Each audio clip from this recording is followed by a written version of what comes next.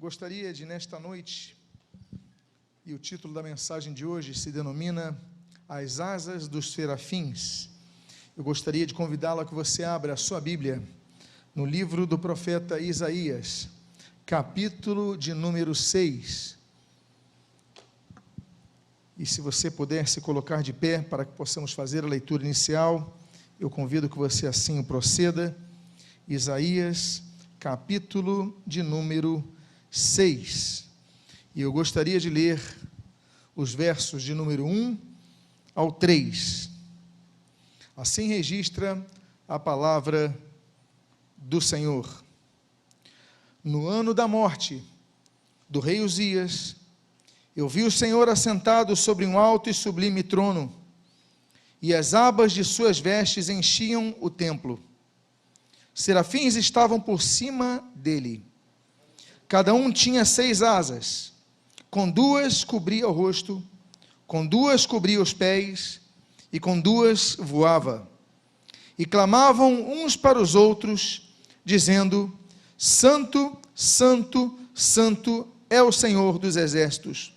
Toda a terra está cheia da sua glória. Pai amado, Deus bendito, lemos a tua santa e preciosa palavra, e o que nós pedimos, Deus, fale conosco nesta noite.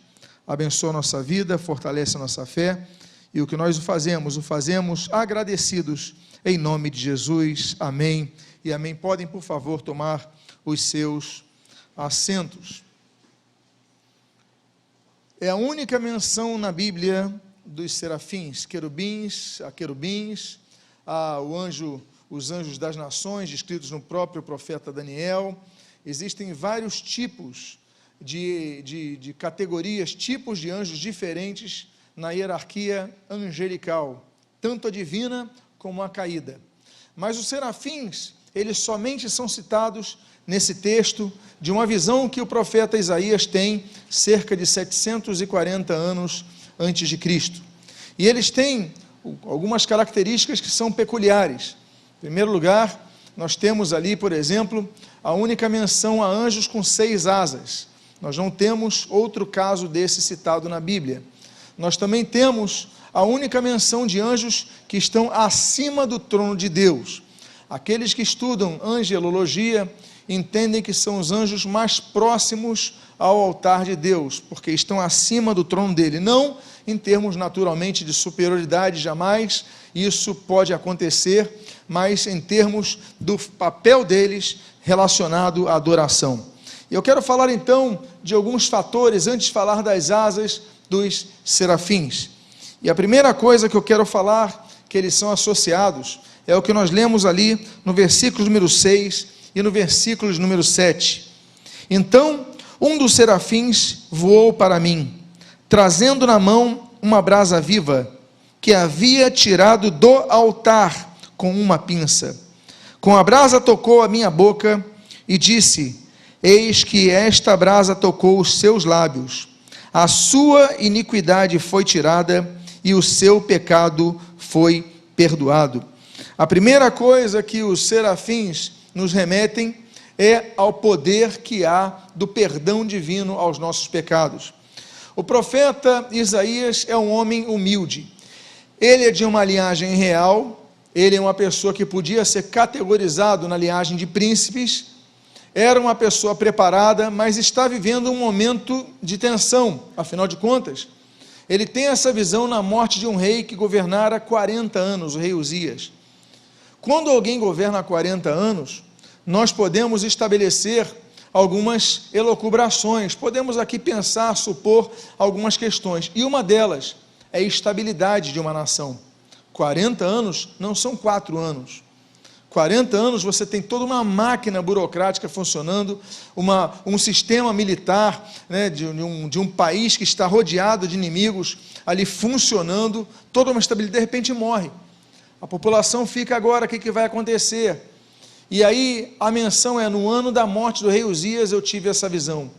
Isaías tem a visão, mas quando ele tem essa visão ele fala: ai de mim, porque eu sou homem de lábios impuros, habito no meio de impuros lábios, e meus olhos viram a Deus, ao rei. Ele tem essa visão, mas ele reconhece a sua pequenez, ele reconhece as suas limitações, ele reconhece que é pecador, ele reconhece que é uma pessoa de lábios impuros, ou seja, falava coisas que não eram coisas adequadas a serem faladas. A boca fala, a Bíblia diz, do que está cheio o coração, ou seja, o seu coração precisava ser purificado. E uma das coisas mais belas que nós vemos no Evangelho é o poder do perdão de Deus. Só que esse perdão, nesse momento, ele é dado através do ministério desses anjos. A Bíblia diz que um dos serafins, ele pega uma pinça, pega uma brasa que está no altar dos céus e toca na boca dele. E ele fala: olha, a tua iniquidade foi tirada e o seu pecado perdoado. Algumas questões nós devemos entender, e uma delas é, por exemplo, que Deus está presente para nos perdoar. Eu habito no meio impuros lábios. Olha, eu creio que todos nós habitamos no meio assim.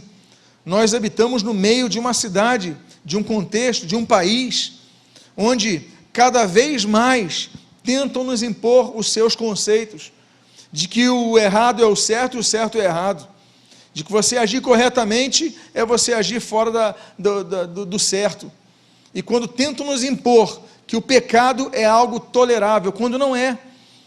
E aquele homem, então, ele reconhece, e a Bíblia diz, então, que aquele anjo, ele pega e coloca a brasa. Agora, a brasa vem de onde? A brasa vem do altar. O perdão só Deus pode dar. Você pode olhar para o espelho o dia inteiro e falar: olha, você foi perdoado, você foi perdoado, você foi perdoado, e não ser perdoado. Você pode ir, por exemplo, a um confessionário falar com o padre, você pode ir a um gabinete falar com o pastor, e ele não vai ter o poder de dizer: eu te absolvo dos pecados, como algumas religiões pretensamente dizem conseguir. Não, porque só quem perdoa pecado é Deus, somente Deus. Eles pegam a brasa do altar e colocam na boca dele. Uma mudança de vida está ali. E a primeira coisa que os serafins nos remetem é sobre isto. Há uma segunda coisa que os serafins nos remetem, que está no versículo número 3, quando nós lemos: e clamavam uns para os outros, dizendo: Santo, Santo, Santo é o Senhor dos exércitos, toda a terra está cheia da sua glória. Santo, Santo, Santo. No português, nós temos uma figura de linguagem chamada superlativo. O que é o superlativo? É quando você diz uma palavra que aumenta o grau, a intensidade, o volume daquela primeira palavra. Você qualifica ela multiplicando o seu sentido. Por exemplo, nós dizemos a uma coisa é grande. Isso você qualificou aquele objeto, aquele carro é grande. Mas você pode falar que sim, aquele carro é enorme. Ele não é grande, ele é enorme. Agora você pode falar, ele é grandíssimo. Você colocou o superlativo. Olha, essa comida está uma delícia. Você pode falar agora, está deliciosíssima. Superlativo. No hebraico não existe superlativo. Como é que o hebreu, como é que o judeu, ele usa o superlativo? Ele repete a palavra 2 vezes. Jesus, como judeu que era, Jesus muitas vezes usava, por exemplo, a expressão em verdade vos digo. Jesus queria repetir a palavra 2 vezes? Não. Jesus, como todo judeu, quando quer dar ênfase a essa palavra, ele repete a palavra. Nós não temos no português o superlativo de verdade. Ele quis dizer assim, verdadeiramente, não existe a palavra verdadeiramente-míssimo, não existe isso no português. Mas quando ele diz em verdade vos digo, ele quer acentuar que aquilo é uma verdade. Agora, os anjos, nesse caso do hebraico, eles usam uma palavra que não é usada no hebraico no superlativo, porque eles podiam falar assim: santo, santo é o Senhor dos exércitos, ou seja, traduzindo, santíssimo é o Senhor dos exércitos. Aliás, o local do tabernáculo se chamava Santo dos Santos, ou seja, lugar santíssimo. Você já aprendeu algo do hebraico nessa noite aqui. Agora, os anjos, os serafins, eles não dizem santo, santo é o Senhor dos exércitos. Eles dizem santo, santo, santo é o Senhor dos exércitos. Eles ultrapassam o limite do superlativo do hebraico. Não existe essa repetição tríplice. Quando eles colocam 3 vezes, é que eles querem dizer que Deus não é apenas santo, e nem tampouco é apenas santíssimo, ele é mais do que santíssimo. Por isso que eles dizem santo, santo, santo, kadosh, kadosh, kadosh. Eles repetem, eles dão ênfase a isso. Agora, quando eles falam sobre isso, eles nos remetem então à função da santidade. Amados irmãos, salvação e santidade andam juntas. A salvação é o ato inicial e a santidade é o processo deste ato. A salvação é quando nós plantamos, colocamos a semente da planta numa terra e ela começa a germinar. Então temos a salvação, existe uma planta. Santificação é o crescimento. Nós vemos, então, lançamos a árvore e ela começa a produzir fruto. Os frutos são bons quando a árvore é boa. Processo de santificação. A pessoa é salva, não produz frutos, tem alguma coisa errada. A pessoa é salva, não dá bom testemunho, tem alguma coisa errada. A pessoa é salva, não mudou a linguagem do seu falar, tem alguma coisa errada. Não mudou a sua vida, tem alguma coisa errada. Então, eles falam sobre a santidade de Deus. Mas uma das coisas que nós vemos, e a Bíblia diz, 1 Tessalonicenses capítulo 4, pois esta é a vontade de Deus, a vossa santificação. Romanos capítulo 6 fala, libertos, pois, do pecado, transformados em servos para santificação. É interessante notar que Romanos capítulo 6 fala que nós somos transformados em servos para a santificação, quando nos atrela então ao fato de que o serviço na casa de Deus, o serviço ao Senhor, deve estar atrelado à santificação pessoal. Não tem como separar as duas coisas. Há pessoas que só querem servir e não querem buscar a santidade. Não tem como dissociar as duas coisas. E eles falam então, e nós temos essa segunda característica. Nós temos uma terceira característica que está nesse mesmo versículo 3, mas dando continuidade, eu vou repetir o que eu falei e vou então dar continuidade ao que nós lemos ali. Diz assim: e clamávamos para os outros, dizendo, santo, santo, santo é o Senhor dos exércitos, toda a terra está cheia da sua glória. Então um dos serafins voou para mim, trazendo na mão uma brasa viva, que havia tirado do altar com uma pinça. Eu coloquei o termo hebraico de serafim, ali está serafim, vem de saraf. Saraf em hebraico significa arder ou queimar. Saraf é usado quando você queima alguma coisa, ou também quando você recebe a picada, por exemplo, de uma cobra. A pessoa está saraf, começa a arder o corpo. Quando você tem o contato com um choque, por exemplo, bate o seu cotovelo, você tem saraf, está ardendo ali. Isso é o saraf, esse é o nome que Deus dá a essa categoria de anjos, os ardentes. Por quê? Porque eles estão em ardente adoração, eles estão próximos ao altar, eles estão tocando, pegando na brasa. Agora, ainda assim, com a ardência que tem o nome deles, anjos ardentes no louvor a Deus, ardentes na adoração a Deus, diz a Bíblia que eles proclamam a glória de Deus em toda a terra está cheia de sua glória, eles vão proclamando, mas ainda assim, quando eles pegam na brasa do altar, eles não colocam a mão, eles pegam com uma pinça. Amados irmãos, a presença de Deus é algo muito forte, e quando você tem experiência com a presença de Deus, você começa então a sentir aquele calor, aquele aquecimento. Não é apenas uma oração que você faz mecanicamente, antes do almoço, antes de alguma atividade, não. É buscar a Deus, é diferente do que orar, porque muitas vezes você ora, mas você não busca. Você ora, mas você apenas menciona palavras. Você ora, mas você apenas repete termos. Mas buscar a Deus de todo o seu coração é algo muito diferente. Nós devemos buscar a Deus, olhando para dentro de nós, dizendo, Deus, enche a minha vida, enche a minha vida, enche a minha vida. Eu quero que a minha vida manifeste a tua glória. Onde eu estiver, a sua glória seja manifestada, que realmente eu brilhe a luz do mundo, no meio do mundo, e não seja uma pessoa apagada. As pessoas se dizem cristãs e a luz não brilha, ninguém nota a diferença na sua vida, ninguém nota a diferença no teu meio, você é apenas mais um dos que estão ali no meio do teu trabalho, você é apenas mais um, não tem nada diferente dos outros. Eu não estou dizendo para você chegar no teu trabalho com uma Bíblia desse tamanho, cantando hino bem alto, não é isso.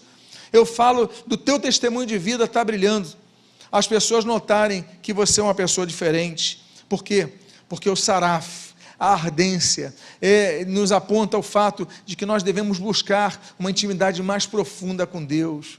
Não devemos buscar apenas na igreja, nos cultos, não devemos buscar apenas nas reuniões de oração das igrejas, não devemos buscar todos os dias essa intensidade como nós vemos nos serafins. Não existe gelo com os serafins.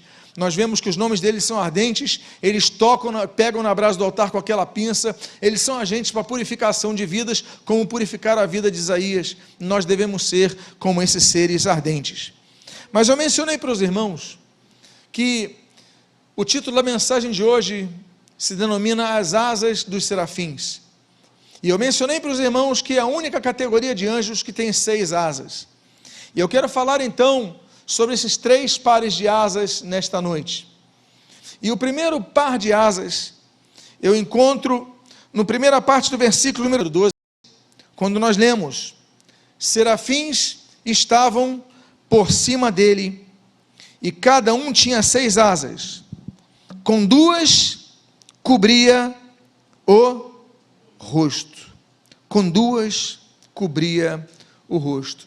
2 das asas cobriam o rosto dos serafins.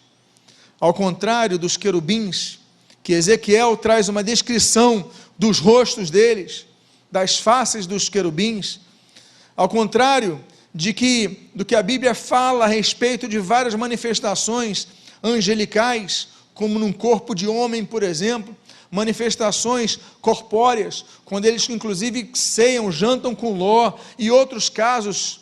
No caso dos serafins, não vemos os seus rostos, porque 2 das asas cobrem os seus rostos. Devemos servir a Deus com uma postura de temor. É a primeira coisa que nós aprendemos.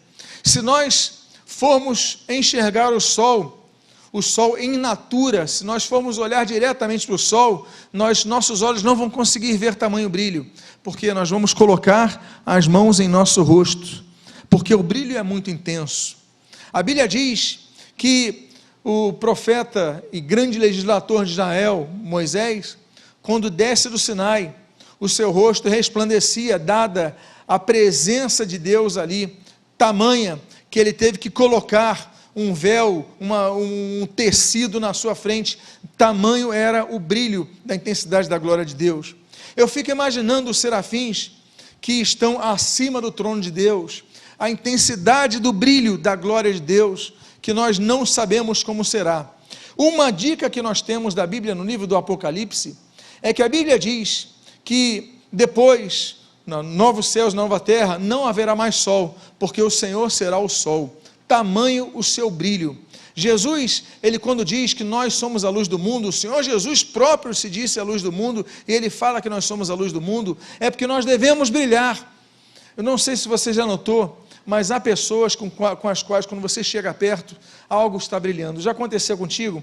Essa pessoa, você chega perto, poxa, que pessoa maravilhosa, que pessoa diferente, a pessoa transforma o ambiente. Quantos conhecem pessoas assim? Não é verdade? Imagine você conhecendo uma pessoa cheia da luz de Cristo, cada vez mais presente a presença de Deus na vida dela.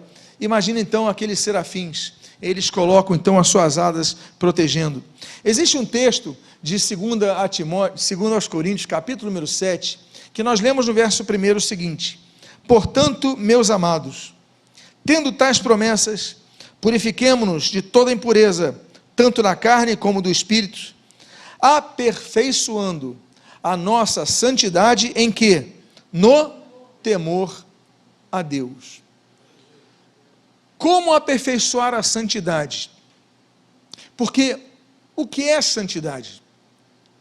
Kadosh, que é o termo que eu usei no hebraico, assim como no grego no caso é hagios, significa separado para um propósito. O kadosh tem um sentido mais de separado de coisas sujas. Nós podemos juntar o sentido grego e o sentido hebraico, que nós, nos separando de coisas que nos sujam, evitamos poças d'água, por exemplo. Isso é um dos sentidos que nós podemos aplicar da terminologia hebraica de Kadosh. Você colocou a sua melhor roupa, você colocou o seu sapato novo, você está andando no caminho e tem uma lama ali. O que você faz? Você continua nesse caminho? Não, você kadosh, você se separa desse caminho e segue o seu destino. Mas você não pisa na poça d'água, você não pisa na poça de lama. Quando você percebe que o ambiente está sujo, você não continua insistindo nele, você vai para pregar, você vai para anunciar, mas você não vai para compartilhar, para comungar. Por quê?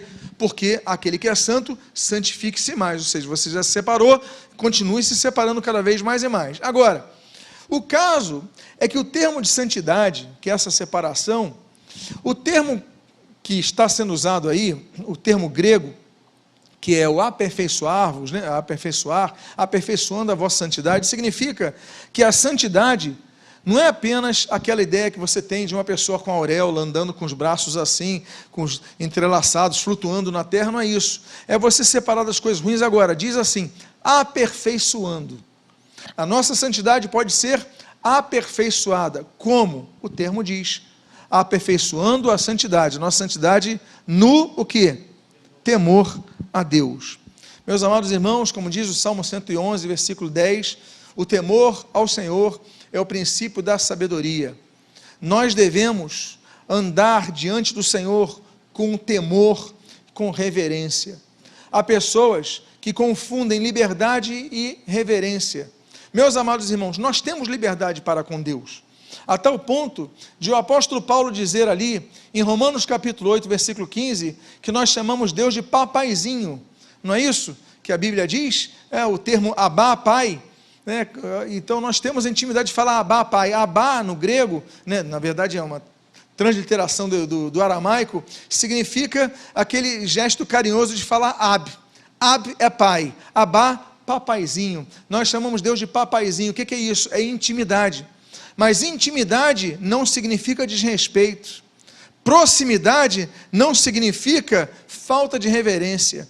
Nós devemos ter relacionamento íntimo com Deus, através de Jesus Cristo. Nós devemos ter um relacionamento próximo com Deus, mas devemos servir ao Senhor com temor. Devemos servir ao Senhor com reverência. Reverência ao Senhor. Meus amados irmãos, aí nós conseguimos aperfeiçoar a santidade. Existe um outro termo, por exemplo, que nós lemos ali em Hebreus, no capítulo número 12, versículo 28, que é esse que você está lendo, que diz assim: por isso, recebendo nós um reino inabalável, retenhamos a graça pela qual, olha só, sirvamos ao Senhor de modo agradável, com o quê? Duas coisas, reverência e temor. Duas coisas que não podem faltar no servir a Deus, reverência e temor. É por isso que nós costumamos fazer gestos de reverência ao Senhor. Nós nos encurvamos perante o Senhor, nós levantamos nossas mãos como nos rendendo diante do Senhor, reconhecendo a soberania dEle em nossas vidas. Nós glorificamos a Ele, nós então procuramos através de nossos gestuais, nossas atitudes, sempre caminhar com reverência ao Senhor. E essa é a primeira lição que nós aprendemos com aqueles serafins. Eles estavam próximos ao trono de Deus. A Bíblia diz que os serafins estão acima do trono de Deus, ou seja, há proximidade, mas isso não tira o respeito. O grande pecado de Satanás foi confundir as duas coisas. Satanás fazia parte de uma outra categoria de anjos, que é a categoria dos querubins.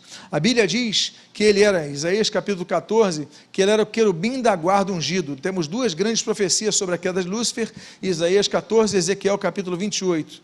E ali então ele era o querubim da guarda ungido. Ele tinha recebido uma autoridade especial da parte de Deus, ele era ungido para isso. Mas ele confundiu proximidade, liberdade, e então se encheu de orgulho, e aí então começou a sua grande queda, a sua terrível queda. Não, os serafins não fazem isso, não, eles cobrem o seu rosto com duas das asas.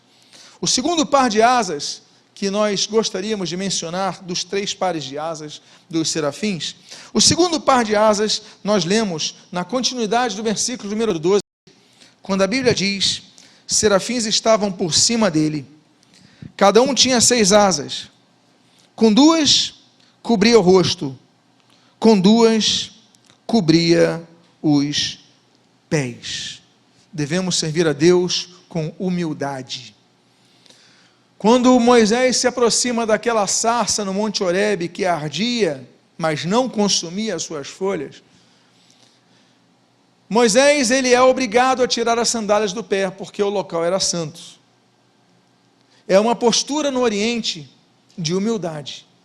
No Oriente, essa postura se manteve, inclusive, na época de Jesus, quando uma pessoa, demonstrando grande humildade, ela tirava os pés de um visitante e lavava os seus pés. Existiam as pessoas mais abastadas, naquela cultura, elas tinham um funcionário para limpeza, que cuidava de limpar o pé de todo visitante que chegava na casa. Então, era uma pessoa que agia com humildade. O Senhor Jesus, nós lemos ali em João capítulo 13, o Senhor Jesus mesmo vai limpar os pés dos discípulos. Ele começa com Pedro. Pedro até rejeita. Jesus fala: olha, se você não fizer isso, não tem parte comigo. Então Jesus limpa os pés, demonstrando o servo humilde que era Jesus. Jesus humilde, grande servo humilde, como a Bíblia diz ali em Mateus capítulo 12, versículo 29, Filipenses capítulo 2 e tantos outros textos. Grandes homens de Deus foram humildes. Jó capítulo 7, nós vemos a humildade de Jó. Nós temos Daniel, capítulo número 6, por exemplo. Daniel, ele vai falar o seguinte, Daniel, ele vai dizer assim: olha, eu trouxe essa revelação, não é porque eu tenho conhecimento mais do que os outros sábios, não. É porque Deus mandou entregar para o rei. Então ele entregou. Humildade. A humildade de Isaías, por exemplo: eu sou um homem impuro que habito no meio de impuros lábios, meus olhos viram a Deus, um homem humilde. João Batista, importa que ele cresça e que eu diminua. Pedro, quando Cornélio se prostra, ele, ali, Atos capítulo 10, Pedro: não faça isso, eu sou homem como você. Humildade é algo que deve nos caracterizar, é chegar o momento que, quando estamos na presença de Deus, olha, eu vou tirar meus sapatos, estou descalço na presença de Deus. Eu não estou falando literalmente, naturalmente. Teve uma igreja que uma vez eu fui pregar, que eu tive que tirar meus sapatos. O pastor falou: não, para pregar no púlpito tem que pregar descalço. Foi lá em Nova Jersey, e marcou. Mas um homem muito temente a Deus. Mas não é isso que eu estou falando literalmente, é tirar nossos sapatos, é descer do nosso salto, é descer de nossa soberba, e reconhecermos que para servir a Deus, nós temos que cobrir os nossos pés. Esses anjos, eles cobriam os seus pés, eles colocavam duas asas tampando os seus rostos, duas asas cobrindo os seus pés. O serviço tem que ser um serviço de humildade. Há muitas pessoas que estão servindo na casa de Deus, quase como disputando o cargo. Há pessoas que querem ser, na casa de Deus, maiores do que os outros. Não, mas eu sou diácono agora, fala direito comigo. Eu sou pastor, fala direito comigo. Agora eu sou bispo, fala direito comigo. Pessoas, meus amados irmãos, não tem nada de Espírito Santo nisso, tem carnalidade pura. Cargos eclesiásticos muitas vezes viram armadilhas para homens não transformados, pessoas não transformadas. Nós temos que agir com humildade, como Jesus o fez. Então nós aprendemos com os serafins que as duas primeiras asas cobriam o seu rosto, asas do temor, asas da reverência. As duas asas cobriam seus pés, asas da humildade. E as duas últimas asas, o terceiro par de asas, nos ensina, como nós lemos no final do versículo 12, com o qual eu encerro. A Bíblia diz: serafins estavam por cima dele, cada um tinha 6 asas, com 2 cobria o rosto, com 2 cobria os pés, e com 2 voava. O terceiro par de asas nos lembra de 2 questões: liberdade e cumprimento de nossa missão. Amados irmãos, asas representam liberdade. Os pássaros, estava vendo um filme com Cláudia outro dia, e ela comentou uma coisa que quebra o nosso coração. Nós conjuntamente, desde a época de namorados, nós falávamos sobre isso. Ver passarinho na gaiola me quebra o coração. Eles batendo aquelas asas num espaço tão confinado. Aí eu falo: poxa, me dá um certo... que vontade de libertar aqueles pássaros. Meus amados irmãos, aqueles serafins, eles cobriam os rostos, eles cobriam os pés, mas eles não deixaram de voar. Eles não deixaram de servir. Eles não deixaram de cumprir as suas missões. Eles tinham liberdade para isso. Deus os libertou e os tornou servos. Meus amados irmãos, nós devemos agir com humildade na presença de Deus. Nós devemos agir com temor e reverência na presença de Deus, mas nós não podemos deixar de voar, não podemos deixar de trabalhar para Deus, não podemos deixar de servir, não podemos deixar a nossa missão de lado. Há pessoas que só estão orando, glória a Deus por suas orações, mas não estão fazendo mais nada para o reino de Deus, não evangelizam, não luzem a Cristo, não refletem a luz de Cristo, não brilham a glória de Deus, não fazem nada, só oram, vão no culto, ouvem a mensagem, não fazem mais nada, absolutamente nada, e aguardam o próximo culto para isso, não buscam uma vida mais íntima com Deus, não buscam servir na obra de Deus, parece que não tem asas, parece que apenas cobrem seus rostos e cobrem seus pés, porque o buscam com temor, com reverência, mas não trabalham para Deus, não voam, não fazem o seu serviço. Deus deu a cada um de nós um dom, um talento, Deus deu para nós tesouros que precisam ser multiplicados. Então que você possa orar ao Senhor dizendo: Senhor, eu quero continuar te servindo com humildade, eu quero continuar te servindo com temor, com reverência, mas eu quero produzir frutos para Ti, eu quero trabalhar na Tua obra, que seja na recepção aos irmãos que chegam na igreja, na entrega de um envelope, na evangelização de um panfleto, tocando um instrumento, no som, no berçário com as crianças, não importa, eu quero te servir, porque Tu me destes asas para eu voar, me deste asas para eu não ficar parado, eu tenho que mexer-me. Então que você possa pedir a Deus, e que você possa aprender nesta noite com serafins, seres com 6 asas, com 2 cobriam o seu rosto, com 2 cobriam os seus pés, e como diz o versículo 3, com 2 voavam. Eu convido você a ficar de pé nesse momento. Eu quero fazer uma oração por sua vida. Você que veio aqui esta noite, ou você que nesse momento você ouviu essa mensagem, e você está dizendo: Senhor, muito obrigado, porque o Teu Espírito Santo falou comigo, eu tenho que me envolver mais na Tua seara, eu tenho que te servir com mais humildade, eu tenho que te servir com mais temor e reverência, mas eu tenho que te servir, eu tenho que usar as minhas asas, porque Tu me destes para que elas fossem usadas. Convido a que você feche seus olhos agora, e eu faço então um apelo a você que quer usar mais as suas asas, aprendendo com os serafins nesta noite, que você possa colocar a mão no seu coração. Eu quero orar por sua vida. Pai amado, há várias pessoas aqui nesta noite, eu não sei quantas são pela internet, que foram tocadas por estas palavras. Senhor, muito obrigado pelas lições que nós aprendemos com as asas dos serafins. Muito obrigado, Pai amado, porque nos libertastes para nós voarmos.